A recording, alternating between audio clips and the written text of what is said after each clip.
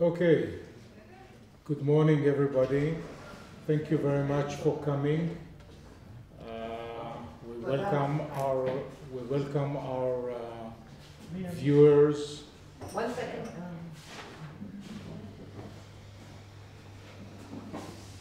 Sorry. No problem. Welcome everybody. My name is Ehud. I'm the director of the Jerusalem Press Club. Thanks for coming this morning, and welcome our viewers on YouTube and the live stream and other venues. Today we are hosting Meir Kraus, the director of the Jerusalem Institute for Israel Studies, just stepped down from his this position. He's been the director since 2009, has an extensive managerial experience in the Israeli education system, as well as in the Jewish world, filled many positions such as the director of the Jerusalem Education Administration, director of the Administration for Equal Opportunities in Education, international CEO for Taglit, Birthright Israel, and more. He has a master's degree with honors in Jewish philosophy and bachelor degree in mathematics and computer sciences from Hebrew University, and also in the reserve in the IDF. He served as commander of the paratrooper battalion during the hectic times of the Intifada, right? If I remember correctly. Today, Mr. Kraus will speak about the geopolitical challenges of Jerusalem, and he will be happy to share with you later also the PowerPoint presentations. So if any of you need them, please approach us later. So, Mr. Kraus, please. Thank you very much. Thank you for coming. Good morning. Just a few words about the Institute. The Jerusalem Institute for Policy Research is a think tank and, let's say, an old institute here in Jerusalem from '78, looking at what's going on in the city in all aspects of life, either it's the urban, physical arena, demography, social issues, economics, and in a place like Jerusalem, you cannot ignore the geopolitical issues. So we are dealing with these issues, and I'm going to share with you about the most sensitive issue in the conflict between the Israelis and the Palestinians.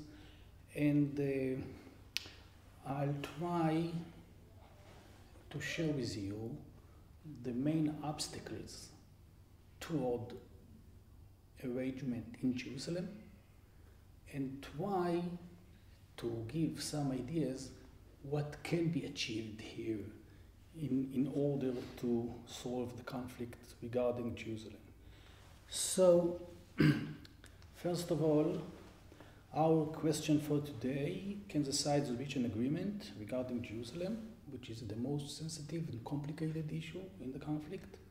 And what I would like to share with you is, as I said, what are the main obstacles, what kind of optional arrangement can we think of, and the question that I just asked, since that our things are changing all the time, so is still we have a way to go forward with solving the conflict. So just some basic assumptions regarding negotiating between the Israelis and the Palestinians, but especially to Jerusalem. So we have four main issues. Everybody knows it: borders, security, the refugees issue, and the Jerusalem. And we have to understand that there is no chance to have an agreement between Israel and Palestine without solving the issue of Jerusalem. So it's a real obstacle to go forward. Jerusalem is in the heart of the Israelis and the Palestinians. Not just them. We are going to see that it's in the heart of many, many people around the globe. But for thinking about negotiation, I want to bring here a term that Tetlock, he's an expert dealing with conflict, and what he defined as protected value. When we negotiate about something, we can negotiate about interests. You have interest, I have interest, but when it comes to values, it's much, it's very, very hard, very, very difficult to negotiate about values. And Jerusalem seems to be a value for both sides. And we'll come to it. And since we are speaking about one urban space, and with so many people, and many, many problems, so any solution regarding Jerusalem should take in consideration the real city, the aspirations of the sides, question about religions, and so on and so forth, identity, and all those issues should be taken in consideration. So let's jump to the what I think I'm trying to share with you, some thoughts about the main obstacle before we are going to think about solution. There are 3 dimensions of Jerusalem. There is the heavenly Jerusalem, what we call heavenly Jerusalem. What is heavenly Jerusalem? Heavenly Jerusalem is what people have in their minds, in their hearts, okay, in their aspirations, in their dreams, in their beliefs, and so on. This is heavenly Jerusalem. I'm not mystical. I'm talking about what people feel toward. It can be a place, it can be something else, but here we are talking about Jerusalem. And when we look about the significance of heavenly Jerusalem, it's universal. It's not just Jews, it's not just Muslims, it's all the Christian world.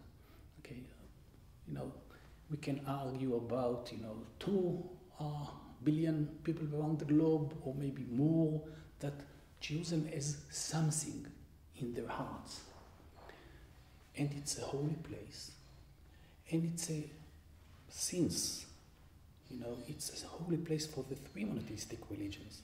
So it's multi-religions, it's multicultural, and it's a place that you can feel when you look around, you can feel the universal atmosphere. Take a look, so many kind of churches, sects, Christian sects here in the city, which are, let's say, embassies, just embassies. They are not just places for the current Christian population, which unfortunately, the number is going down. Okay, they are embassies for a vast, so many people around the globe like their embassy in Jerusalem. And you can see all the mosques and all the kinds, the variety of synagogues and so on. So this is something very unique for this when we talk about this level of heavenly Jerusalem. But it's not just heavenly. When we look at Jerusalem, modern Jerusalem is about 160 years old. When we talk about Jerusalem, we are talking about 4,000 years of history. And so many cultures were here during the generations. But the modern Jerusalem is about 160 years. And Jerusalem became a national aspiration for Israelis, for Jews, a national aspiration for Muslims, and they are, they contradict each other, okay? And we will come again to it, what it means that they contradict each other. So we have the contested city. We look at the city, what's going on, and we see that two nations want this place, and they want it exclusively, and we'll talk about it later. And we have the lived city. We have more than 850,000 people here in the city. I'll share with you about 37% are Palestinians. The other are Jews, and there are some. When you look forward, you can see the trends and so on. And those people want to live here peacefully. They want to educate their kids. They want to earn money, to make living. They want to enjoy life and so on. So this is the real city. I want to share with you something from Yehuda Amichai. Yehuda Amichai, who is known as the poet of Jerusalem. And he wrote the follows. And he lived here in Exodus. Yeah. The air above Jerusalem is saturated with prayer and dreams. Like the air above industrial towns, it's hard to breathe. And indeed, so many dreams, and often contrasting ones, have been dreamed regarding Jerusalem. So many prayers have been prayed.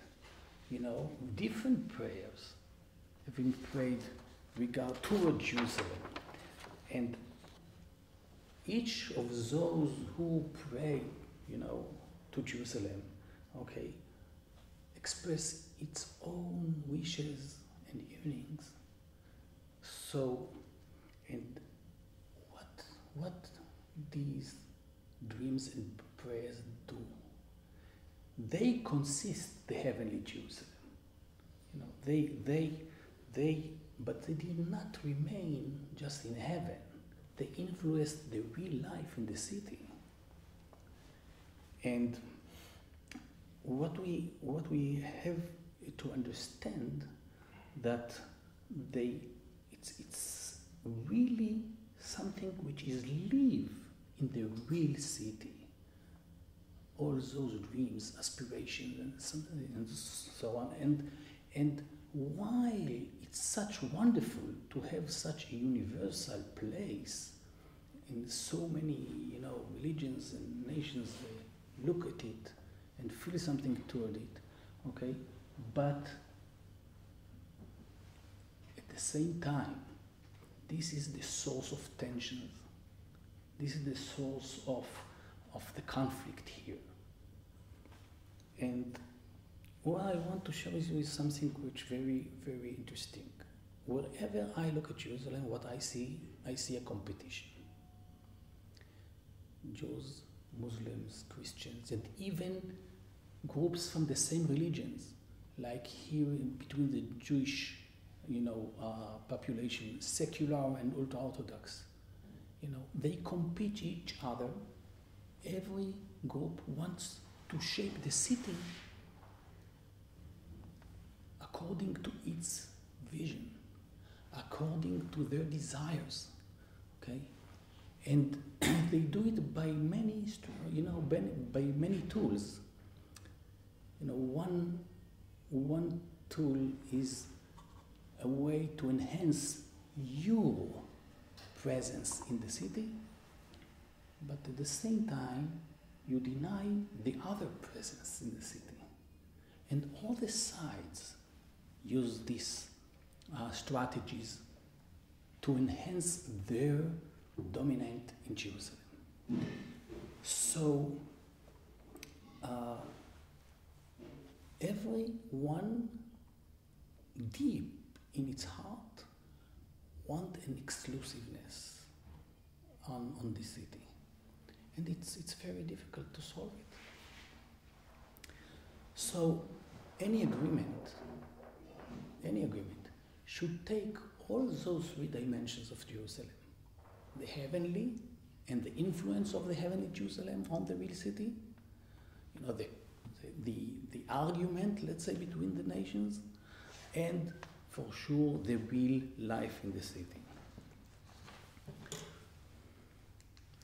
So, and now I want to speak a little bit about some main pillars which influence this competition. So, when we speak about theology, I want to share with you that each of those religions who are related to this city, in their sources, let me say at least, it's not easy for them that another religion is controlling the city. You know, I can, you know, there is something from you know, last year's Sheikh Qaradawi. Sheikh Qaradawi is a famous influential Qadi, you know, in the Middle East. So he said, you know, Jerusalem under Israel regime is a stain in the forehead of the Muslims. But we can find in the Jewish sources, you know, when the Jews, after the destruction, when Jews were not here, some other used to be here. So in the Jewish sources you can find, you know, something like, you know, nobody there, just fox. Foxes are walking in the holy place, okay? But at the same time, it was not easy also from the Christian world. And there are, even from, you know, we can find it in some documents in the 20th century, that thinking about the synagogue is controlling the Iglesia. It's something not easy for the Christians. I may say, and I'm happy to say, that the Vatican have made the most significant steps in order to decrease this tension. But still, deep is something, it's live in the city. So this is one thing, theology. I want to say something about historical narrative. You know, when Salah ad-Din conquered the city, you know, it was the 12th century. He not just conquered the city, he came back.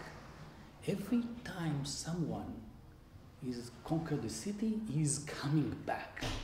You know, it's very interesting. And when General Allenby, 1917, entered to the city of Jerusalem, okay, in London, the bell churches rang, not just because of the victory. They rang because we came back, you know, following the Crusades. So now the Christians are coming back to control. And the Israelis, the Jews, it's 1967, you know, we return to our holy places. So it's very, and everything which someone does in this city is always has an historical narrative. It's not something which is, okay, we can live here, we can, you know, it's a place. History is something which is alive here in this city. And the last thing that I want to mention is the denial. I said that every group wants to enhance its presence in the city, but at the same time to deny the other presence. And the denial make a huge, it produce a lot of tensions here. And I just want to mention two denials. One, there is a famous denial, you know, by Arafat, you know, 2000, Camp David, you know, when he said in front of President Clinton, he said, you know, the temple of the Jews, it was in Yemen. And, you know, Clinton became upset and said, now you are insulted me, you know, this is according to my belief as well, okay? And the denial is very deep, very deep.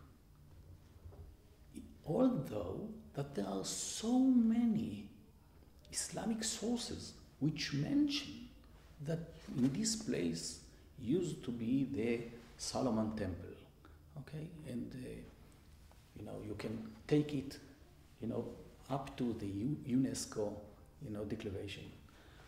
So, now in our institute we are working to expose some of those sources, that to show that the Islam is really aware about this history of this place. But, the average Palestinian, deny not just the temple, but any link of the Jews to this place, to Jerusalem. And, we in the Institute, we are working together with Palestinians in many projects, and in very sensitive ones. And it became, even very educated people, they haven't heard about it. It's not that it's so long, it's so deep, that people who grew up in the education system, in the Muslim education system, they haven't heard about it. They really don't know, So this is a denial which is very problematic, and if we want to think about solution, we will have to face this challenge. On the other hand, the Israelis deny,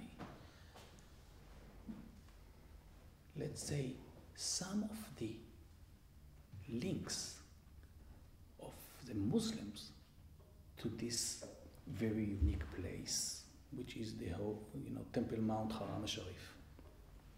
I'll give you an example.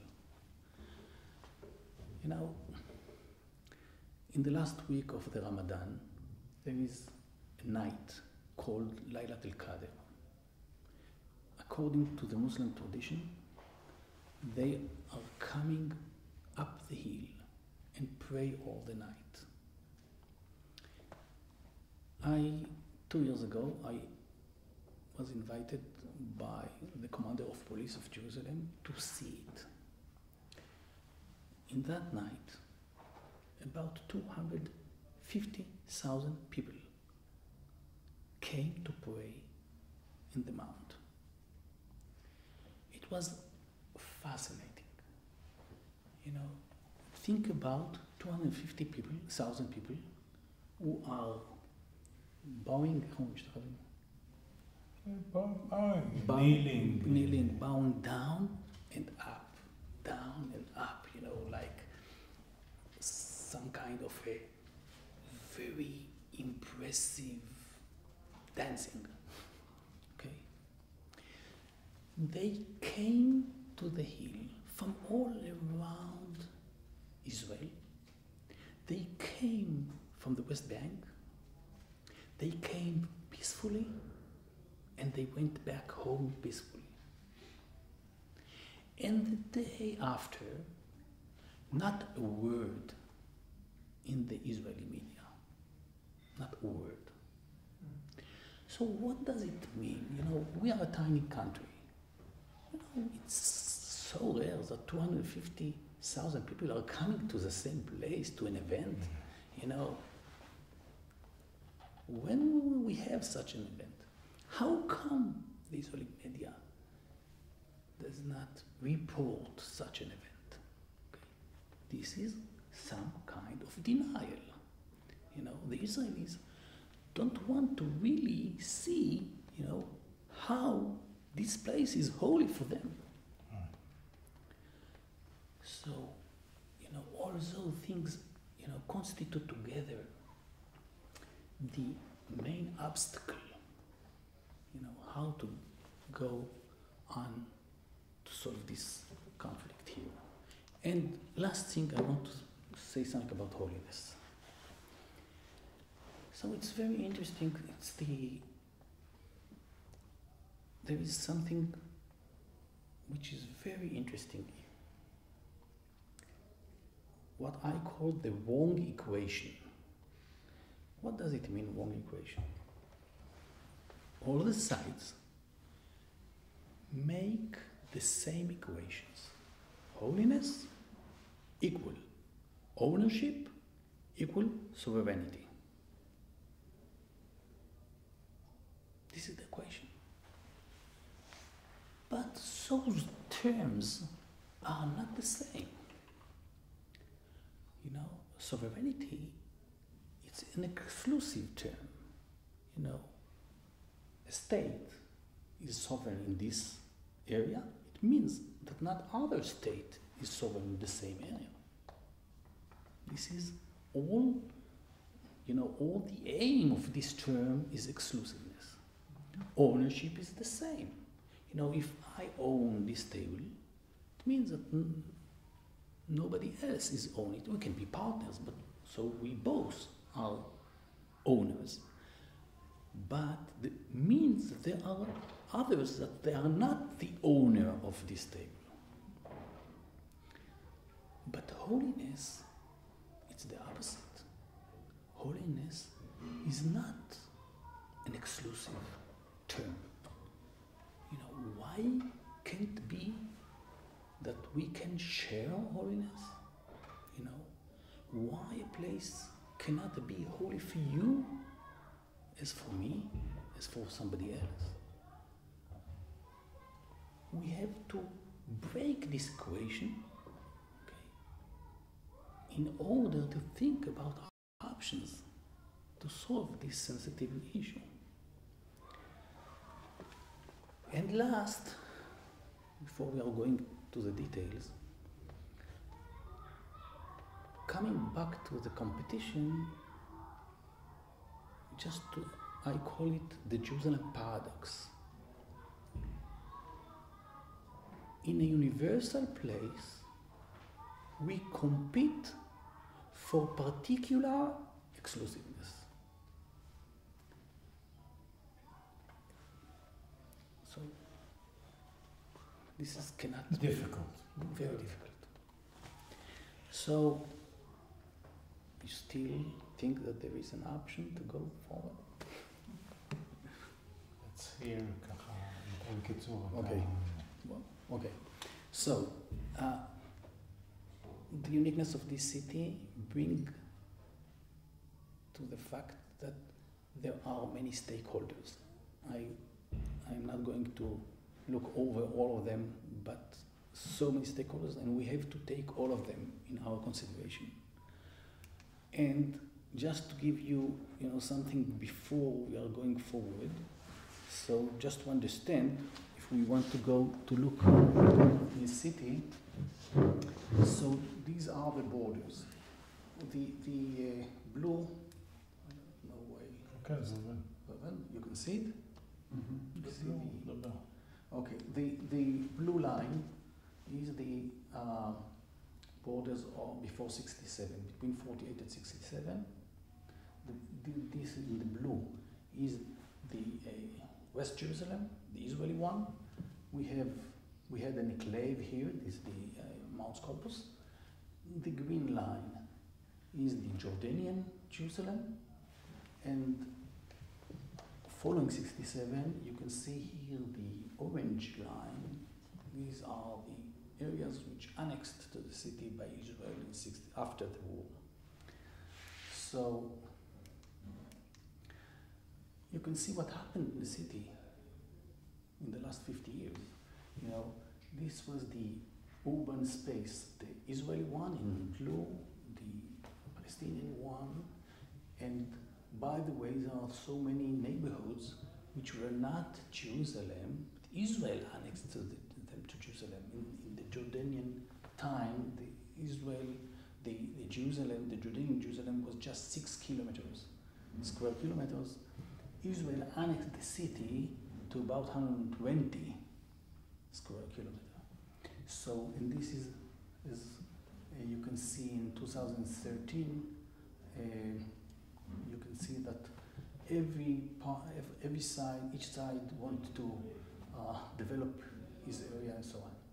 And here something very crucial when we come to to think about solutions. This area of what people used to call it East Jerusalem, about 40% today of the population are Israelis. Okay, all the main neighborhoods, Gilo, Ramot, and so on, Givat HaMivtar, and Armon HaNatziv, and so on. So these neighborhoods, okay, are part of Jerusalem. They are beyond the Green Line, okay, and about 30% of the population in the east side of the city, and also 40% of the Jewish population of the city. And as I said, Jerusalem is a mosaic, and just give you the trends, what happened between 67 and up to date, and we are going to about 60-40, the proportion between the two communities in the city. And now, if you want to go forward and think about solutions, we have to analyze the interest of the sides. So we analyzed the interest of the sides. It was very easy to analyze the Palestinian interest. You know what? Because they have a formal document which represent their interest in Jerusalem. There is no any Israeli document. It's very interesting. What are our interests? And I don't want to, we don't have enough time to go over all those interests, but one thing is clear. There is no chance that the Israelis and the Palestinians will agree upon sovereignty in the old city, and if so, for sure, if it happened, which I doubt it very much, there is no chance that they will agree upon sovereignty in the Temple Mount area, Haram Sharif. That it's clear from the interest. So I want to take you to journey to the previous negotiation. The Israel and the Palestinian at least twice negotiated the city very in detailed. And it was in 2000 by Prime Minister Barak and President Arafat with President Clinton. 2007-8 between Prime Minister Olmert and President Abbas in the Annapolis process, and they came into very detailed discussions. And I want to share with you what they discussed. And maybe we can find there something which can be fruitful for the future. I want to say also that it's very clear that during these discussions, although the parties have not became to an agreement, but the gaps became narrow. So maybe there is a chance. So before we are going, just to share with you, because it's a large city, there are so many areas which need different solutions. So I want to share with you the different areas and thinking about different solutions. This is West Jerusalem. Here is the neighborhoods, the Jewish neighborhoods beyond the Green Line. Here you see the Arab neighborhoods and the internal city, the Jordanian one. And here we have the Arab neighborhoods which are beyond the fence, which is something we changed during the last 10 years. very complicated. Today is the most problematic area in the city. A lot of tension, violence, crimes, drugs, anything you can think of. And here is the old city, and this is what the Israelis like to call the historic basin or the holy basin, which include the surrounding area around the old city. And this is the historic basin. There are some options. I want to say that I said that it's an Israeli idea because the Palestinians reject it. They think about the old city and the rest of the city, but some kind of holy basin, they are not want to deal with this. So we have some key topics to negotiate. The first four is the geographic areas, and under it we see the issues. We have to deal with sovereignty, we have to speak about two capitals, how, it's an urban area, so how we manage the municipality, the border regimes, people can come back and forth, they can come to work or not, and so on. It's a question of security. There are problems in some places about contiguity between neighborhoods, if we are going to divide the city, and some questions in the metropolitan of Jerusalem. So let's think about some options. When we talk about the Jewish neighborhood, we have what we call the Clinton parameters. Clinton parameters means that Jewish neighborhoods will be under Israeli sovereignty and Arab neighborhoods under Palestinian sovereignty. And as we saw, the Israelis' neighborhoods beyond the Green Line, so the Palestinian, by the way, agreed upon the Clinton parameter in 2000, but they said, okay, it will be part of the swap. They all swap between, relate to the 67 borders, so this area will be part of the swap.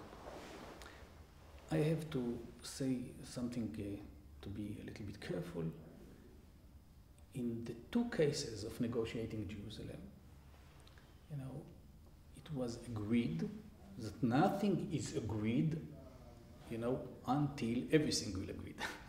So the fact that, we agreed upon Clinton parameter in 2000 doesn't mean that tomorrow that we have the same, ideas, but still, when we speak with Palestinians, it's still, this idea is agreed. So there are some, one neighborhood which is under a dispute. It's the Har Homa. Why is Har Homa? Because the Palestinians, they claim that this neighborhood was built after Oslo Agreement, and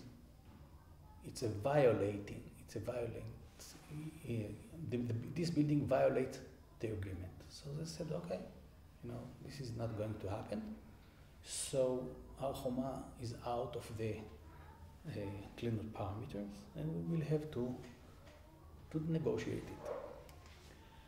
When it comes to the holy city, the old city, so there are two options which raised in the holy city, two different approaches.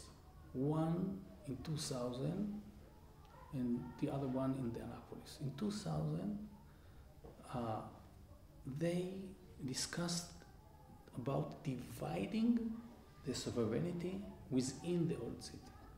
And the sides agreed upon that the Muslim quarter, Christian quarter will be part of Palestine, the Jewish quarter will be part of Israel, and the Armenian quarter, they haven't came to an agreement about the Armenian. They didn't solve it. But in Annapolis process, they spoke about another options. They spoke about a special regime in the old city. Special regime means that either two sides will manage this area together, or the two sides will invite third party to manage this area. And the reason for that is that they understood that it's very, very difficult to come to an agreement regarding sovereignty in the old city. So this was the two alternatives for the old city.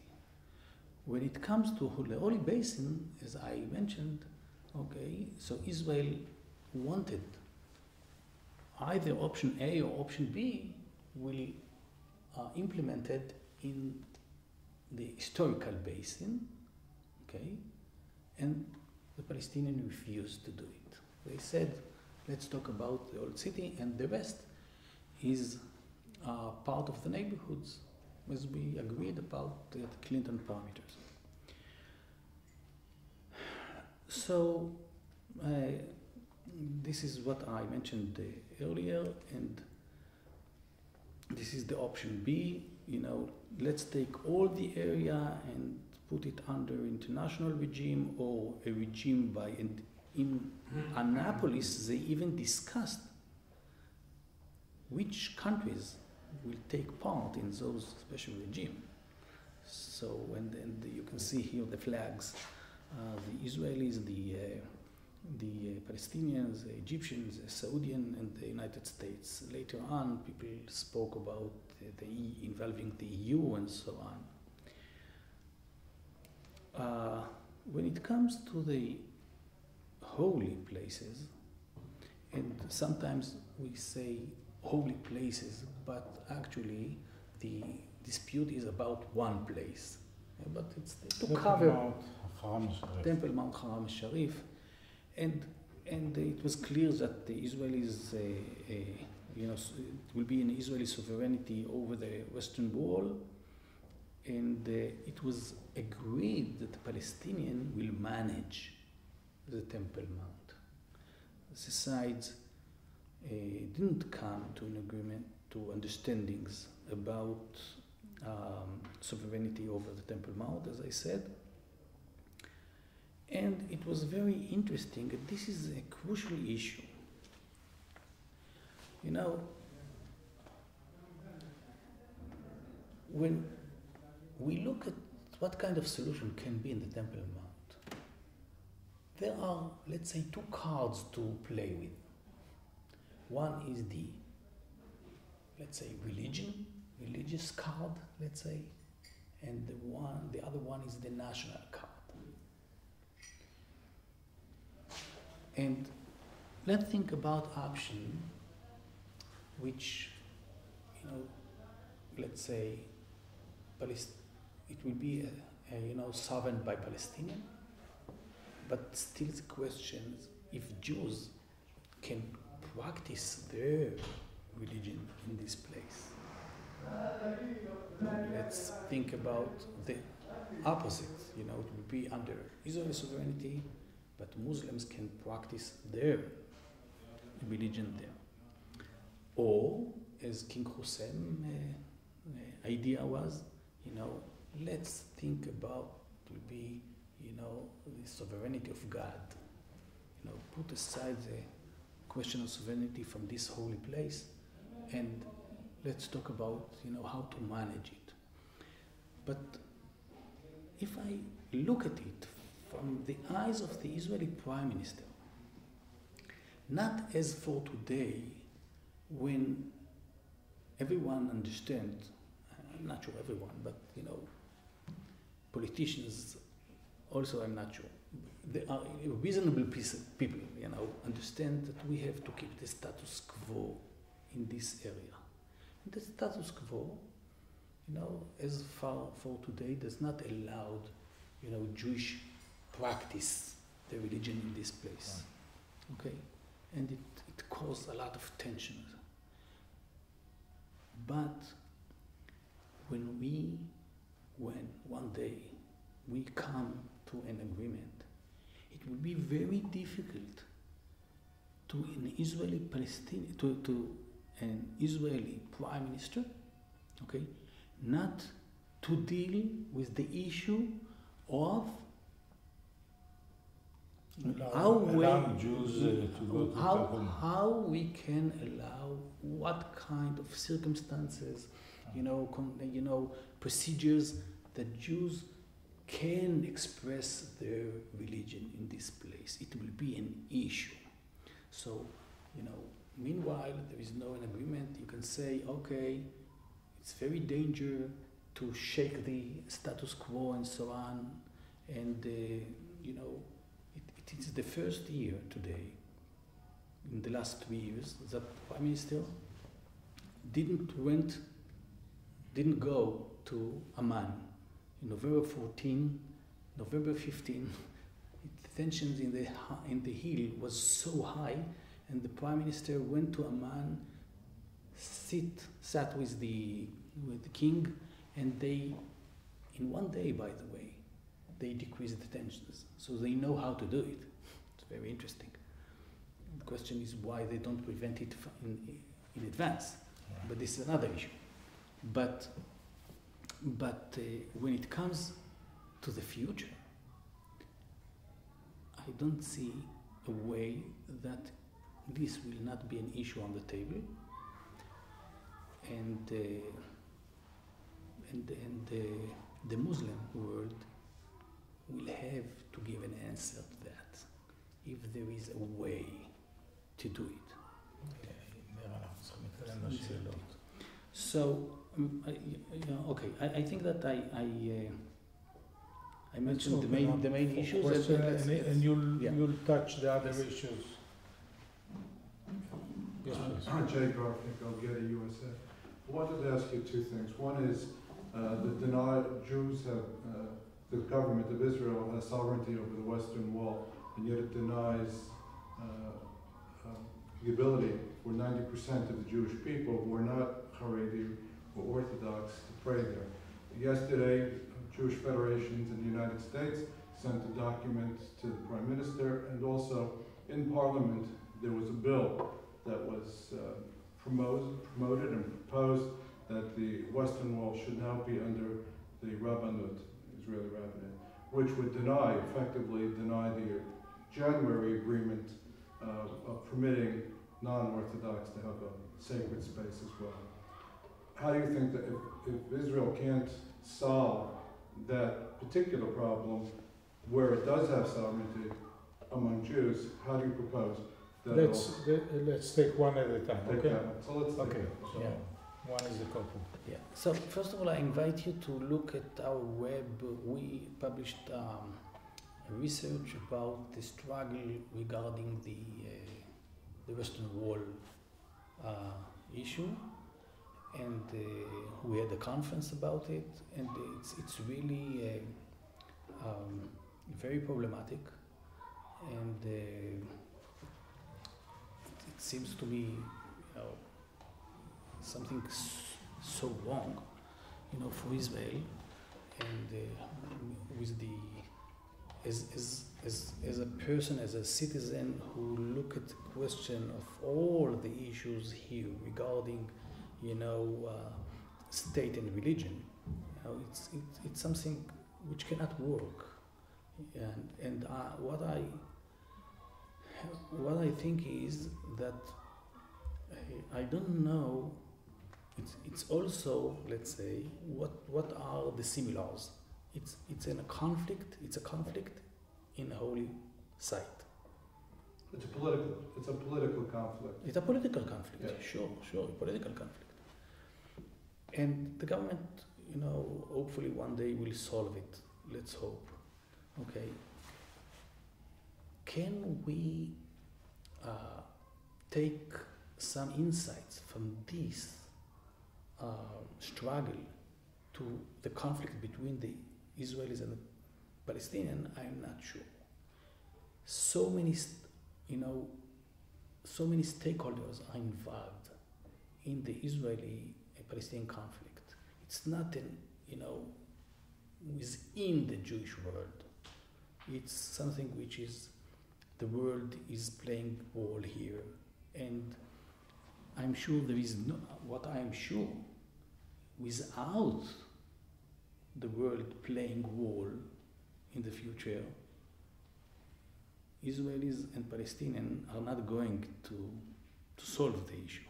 No, I think the question was if in this limited scope internal Jewish affair we can solve it, how can we solve it? Right. I think if you have sovereignty, yeah. you can't solve it in a place where sovereignty is the easiest answer which I can give to you is that you are right, and this government will not solve both of them. I want to go to the second part of the question, which has to do with the Palestinian-Israeli issue. Where they say, and where there's a political will, there's a political way.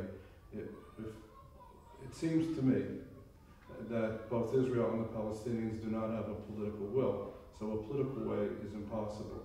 All discussions in the past, not all, but those, the Olmert one and the Barak and the Clinton one, all had American government as a midwife to help in the negotiations. On a going forward basis, based on what you know of President-elect Trump, do you believe that government, the American government under Trump, will be able to midwife a Palestinian-Israeli resolution?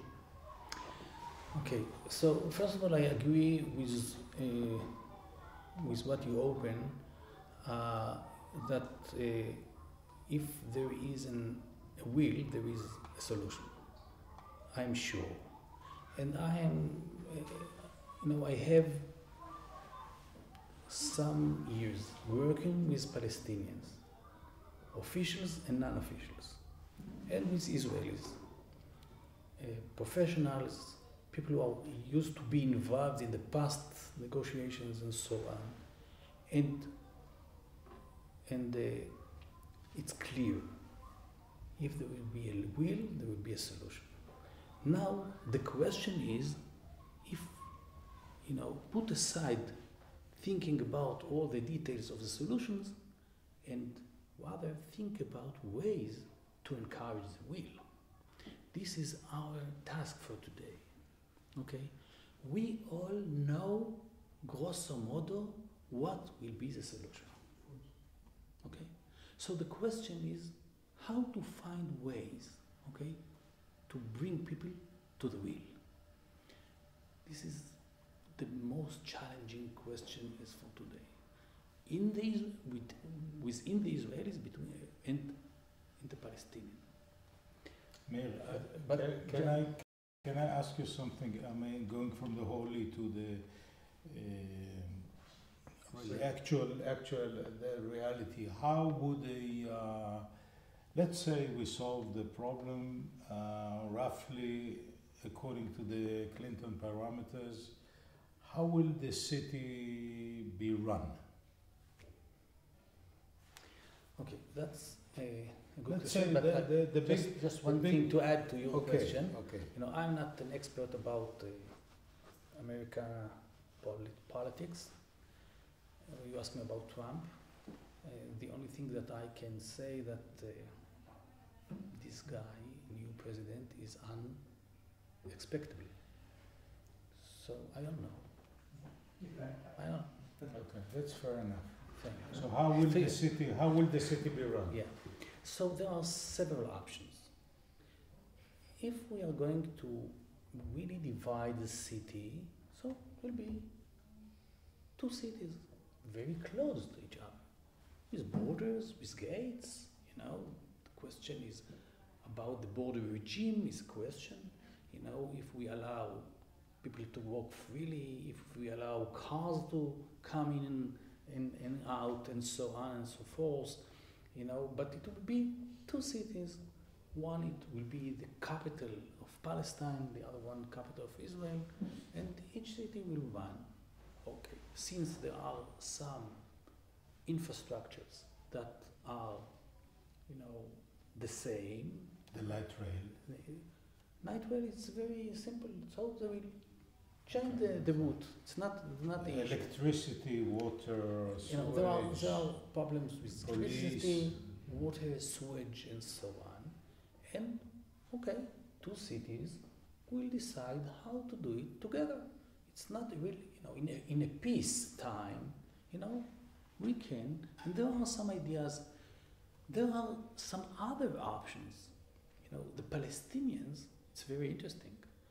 When you speak with them, they don't like to divide the city. They want to divide it sovereignty speaking.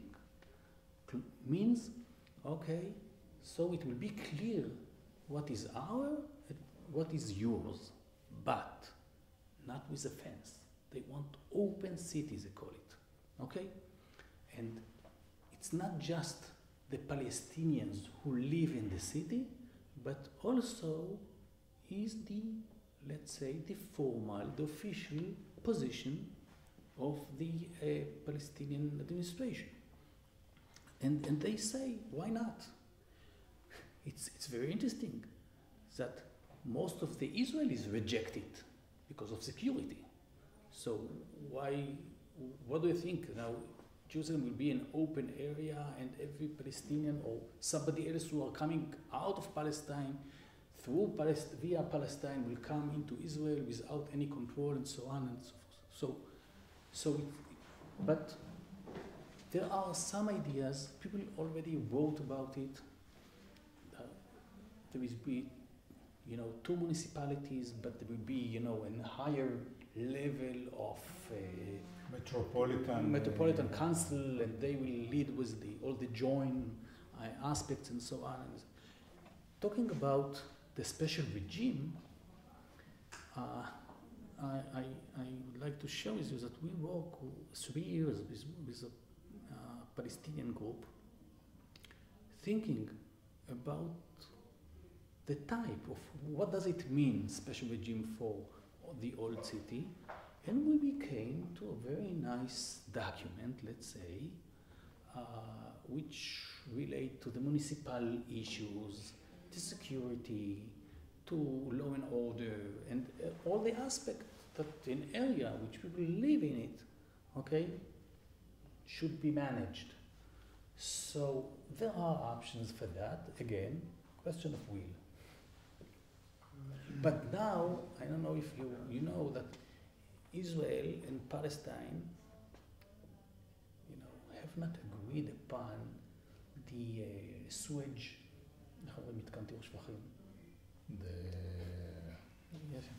purification,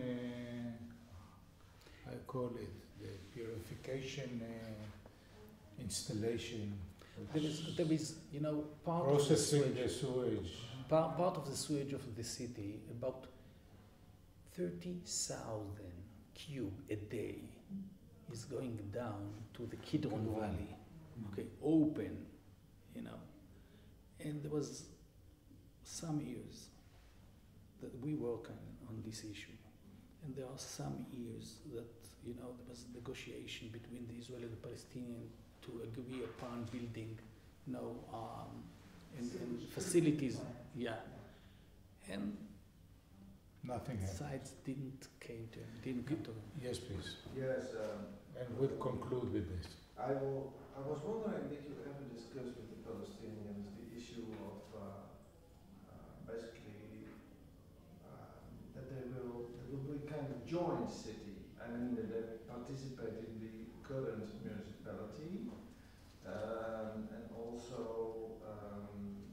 it will be controlled by the Israeli police plus the Palestinian police, that they cooperate, like what happened after the Oslo Agreement,